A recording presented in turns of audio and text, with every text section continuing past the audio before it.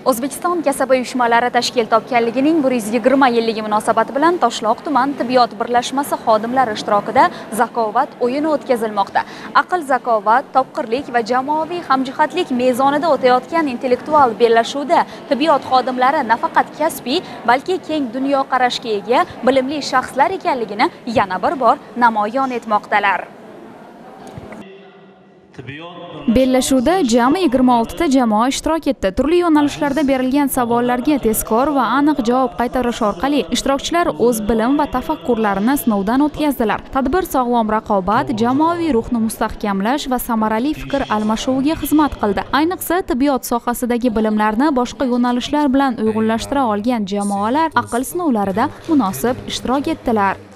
Zakovat intellektual o'yinini aholi o'rtasida ommaviy ma'rifiy tadbirga aylantirish maqsadida muhtaram Prezidentimizning 2022 yil 20-yanvarda 96-sonli qarori qabul qilingan.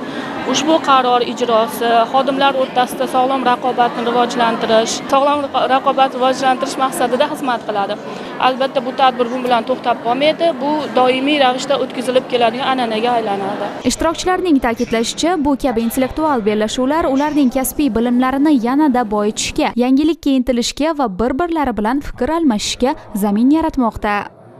Zakovat intellektual o'yini bizni tibbiyot xodimlarining o'rtasida juda yaxshi uyushtirildi. Ish jarayonimizda ham bu albatta kayfiyatimizni ko'tarib, bemorlar bilan ishlashimizda juda katta yordam beradi deb o'ylaymiz. Chunki tibbiyot xodimlarida albatta har sohadan bir shingil bo'lish kerak. Ayniqsa hozirgi yosh shifokorlarimiz, yangi yetishib chiqayotgan shifokorlarimiz va yangi hamshiralarimiz uchun juda ham yaxshi bo'ldi.